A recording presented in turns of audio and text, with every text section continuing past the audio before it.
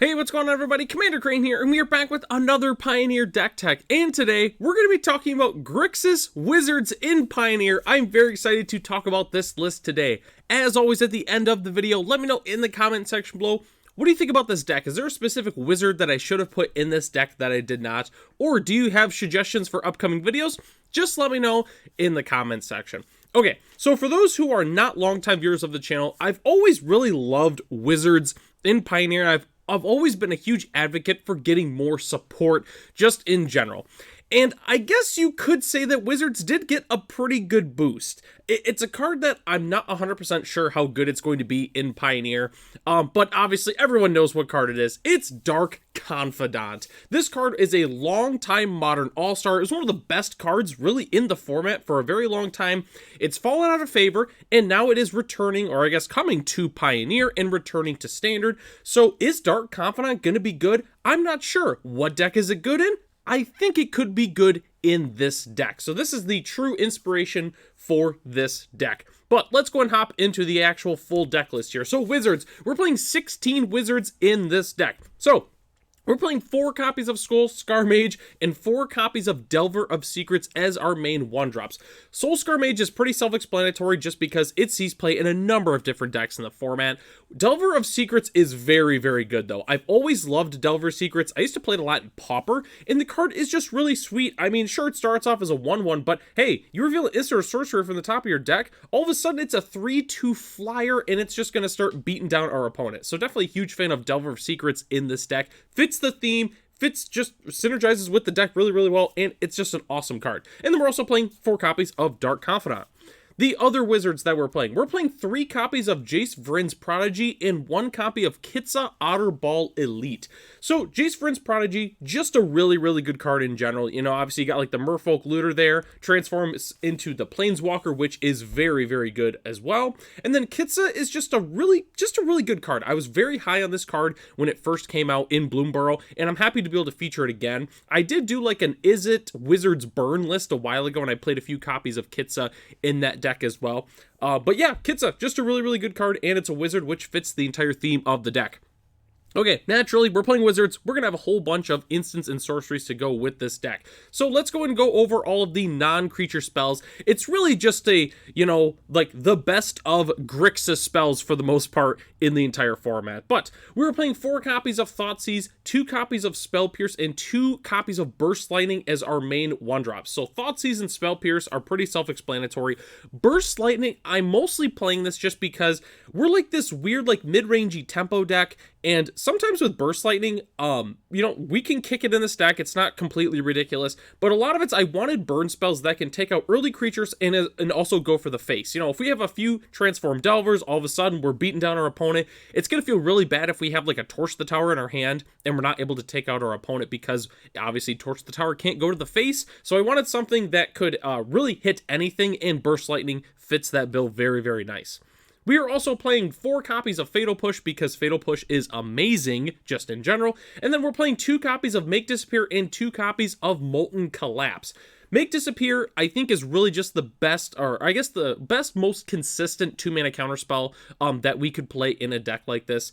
I thought about playing a card like Drown in the Lock, but sometimes it's a little inconsistent, so I wanted to just stick with, you know, just 2 mana. It's going to counter it in the early turns, and Make Disappear fits that bill. And then Molten Collapse, I almost played Go for the Throat, but I decided to just go ahead and stick with Molten Collapse because we have so much removal, especially at instant speed. I figured we could get away with a little bit more of a flexible removal spell that's at a sorcery speed. So that's why we're playing the 2 copies of Molten Collapse. And then we are also obviously playing 4 Wizards Lightning and 4 Wizards Retort, because after all, we're a wizard deck. Of course we're going to play the really good wizard spells. Basically, if we have a wizard in play, we essentially are playing Lightning Bolt and Counterspell, which obviously is fantastic. So definitely a huge fan of both of these cards in the list. Okay, so that's the entire main board except for the lands. Let's go and hop into it. We're playing 20 lands in this deck. Our most expensive spell is 3 mana basically, and kind of they're actually like 2 mana. I mean, or 1 mana if you really think about it. So we really don't need a crazy amount of lands in this deck. But we are playing the full swath of fast lands, 4 Blackleaf's Cliffs, 4 Spirebluff Canal, and 4 Dark Slick Shores. Really love these in the deck because they're going to be coming in untapped pretty much every single time. Obviously, you know, later turns, sometimes they'll come in tapped, but that's totally fine because all of our spells are cheap, so we can afford to have our dual lands come in tapped on turn 4. Not a problem. We are also playing 2 Blood Crypts, 2 Steam Vents, and 1 Watery Grave for the shock lands. And then rounding out our lands, we're playing 1 Restless Reef, 1 Restless Spire, and 1 Island. I wanted to play some dual lands in here, and I figured Restless Reef and Restless Spire were probably the best ones to play. I really like Spire just because it's really cheap to activate, which is perfect in a deck like this. We spend a little bit of mana to activate, we still hold up some interaction. I think it's perfect. I also just really love Restless Reef. I mean, it's a 4/4 death touch, and just, it's going to end the game very quickly, and that's why I'm playing the 1 copy of that. And then we're playing just 1 basic island. I think our deck is base blue, just in general. Like, we have 1-drops that are blue, our counter spells, our Wizard's Retort is blue, so I figured I would just play the 1 basic island. And is our spicy basic land of the day. I'm not an expert on Final Fantasy, so I don't know where this is in the game, but I don't know, I just saw this and was like, man, that's a really cool island. That's really it. That's the only reason I chose this one, but yeah, I like the art from this set, from the basics, and yeah, this one's probably one of my favorites.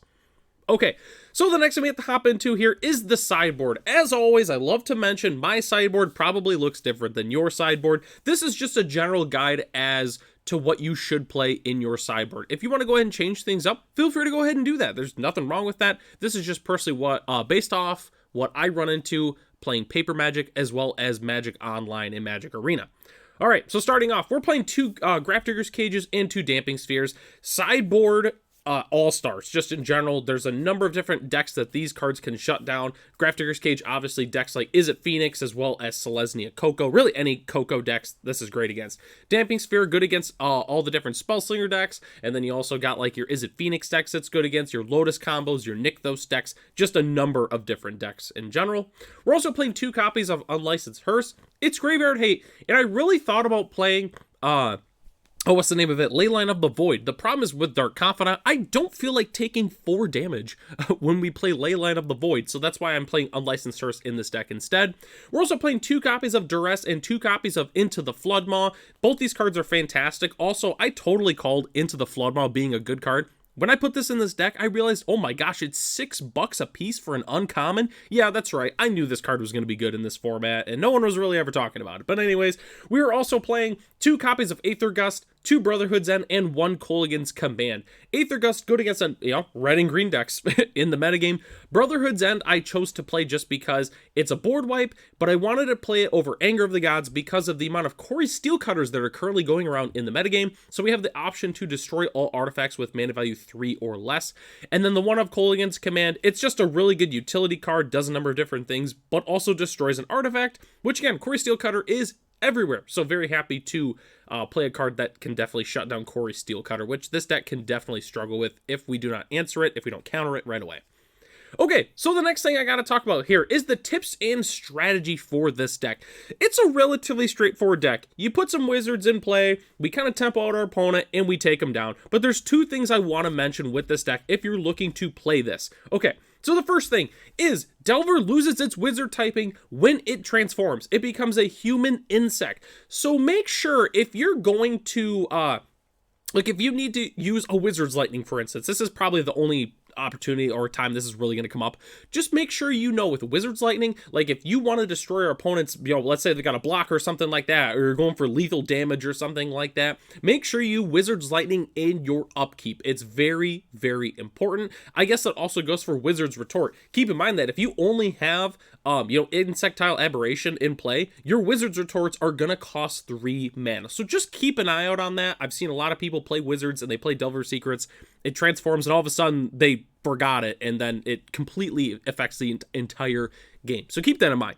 The other thing I want to mention is just watch your life total. Like, obviously, this is, like, pretty, generic. Like, oh, of course you should watch your life total, Commander Crane. But with Dark Confidant, you don't want to take yourself out of the game There is some situations where you might have to use a removal spell on your own Dark Confidant, but typically when you get to that point in the game, just start attacking with your Dark Confidant. If your opponent, like, sometimes it can be free damage. If your opponent has like a 4/4, maybe like, oh, I don't want him to use a Burst Lightning on it, so okay, I'll just take the damage. Sometimes you get in some free damage. Sometimes they block and you do exactly what you wanted and it gets rid of your Dark Confidant. Just keep that in mind. Our most expensive spell is 3 mana, so we're not going to be taking a crazy amount of damage from this.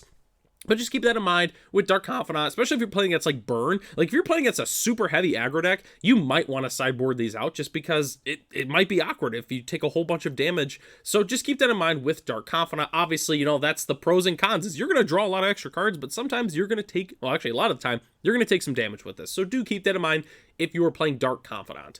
Okay, then the last thing I have to go over is the budget options for this deck, which is pretty straightforward. You can obviously swap out Jace Vryn's Prodigy, Kitsa, and Thoughtseize. You can also play like some check and pain lands, just, you know, because obviously the shock lands can be very expensive. But the current list as it's constructed right now is only $224 US, which in general, $224 for a Pioneer deck is, you know, I'd say that's a little bit below average in terms of price.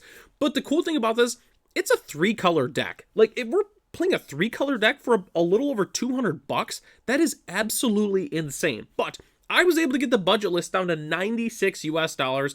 All I did was I trimmed the Kitsa, some Thoughtseizes, and then I want to say like the Into the Flood Maws in the sideboard, and then I played some more budget-friendly dual lands. I still kept in all 12 of the fast lands. I really just cut the shock lands for a few extra man lands. I think we played it also an extra basic. That's really all we did. It was super easy to substitute all this out. But yeah, this deck was so fun to make. I've always really loved like the sentimental cards. Like people talk about, oh, I remember playing Delver of Secrets back in the day. I remember playing Dark Confidant back in the day. And all these really, really just sweet cards that people miss playing.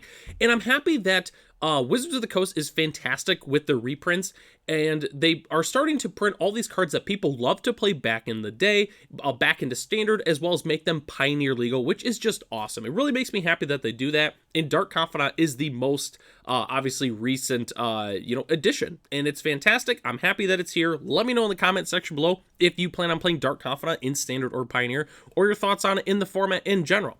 But that takes us to the end of the video here. Thanks so much for watching. The deck lists are in the description below if you'd like to check them out for yourself. Huge shout out to our channel members, Ralph, Matt, Arcadius, Ray, Gary, Saranoki, Michael D, our premium channel member, The Common Colb, Jeremy P, and BG Stilts. If you're interested in being a channel member, it starts at $1 US a month, and you gain access to the exclusive Commander Crane Discord, as well as other features here on the channel. So, I'm Commander Crane. Thanks for watching this video, and hope to catch you in the next one.